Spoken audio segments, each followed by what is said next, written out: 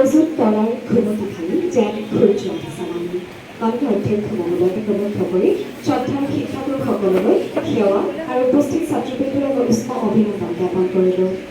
মহাবিদ্যালয় একোখনৰ আলোচনী বা প্ৰাচীন পত্ৰিকা হৈছে শিক্ষাৰ্থীসকলৰ বৌদ্ধিক চেতনা বিকাশৰ এক উৎকৃষ্ট মঞ্চ। সমান্তৰালভাৱে সৃষ্টিশীলতাই হ'ব লাগিব পৰিশীলিত।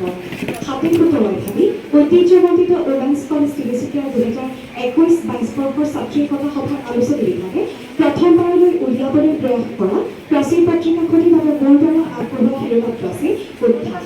উদ্ভাসৰ আভিধানিক অৰ্থ হৈছে দীপ্তি, প্ৰকাশ বা পোহৰ। উদ্ভাস শিৰোনামটি আগবঢ়োৱাৰ দুৰ্ভাগ্য আছিল সেই সময়ত আশা কৰা হৈছিল যে প্ৰাচীন পত্ৰিকাখনিত মহাবিদ্যালয়ৰ ছাত্ৰীসকলৰ মৌলিক চিন্তাৰ স্ফুৰণ ঘটিব, ভাষিক সংমিশ্ৰণে গুৰুত্ব পাব আৰু লগতে ছাত্ৰীসকলৰ মনত ক্ৰিয়া কৰি থকা বিভিন্ন বিষয়ক কেন্দ্ৰ কৰি সৃষ্টি কৰা সাহিত্যই চমকনি তুলি দীপ্তি অৰ্থাৎ পোহৰৰ দিশে ধাৱমান হ'ব, অৰ্থাৎ ছাত্ৰীসকলৰ সৃষ্টিশীলতাৰ মান ক্ৰমান্বয়ে বঢ়াবলৈ চাব। গতিকে উদ্ভাস শব্দটি ইয়াক সবলভাৱে প্ৰতিনিধিত্ব কৰিব বুলি মোৰ বিশ্বাস জন্মিছিল। সেই বিশ্বাসৰ প্ৰতি আলোচনী বিভাগে প্ৰদৰ্শন কৰা সহমৰ্মিতাৰ ফলশ্ৰুতিতে আজি উদ্ভাস আপোনালোকৰ সন্মুখত।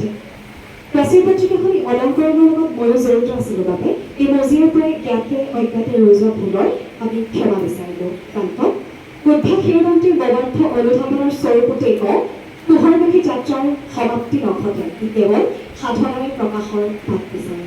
ধন্যবাদ।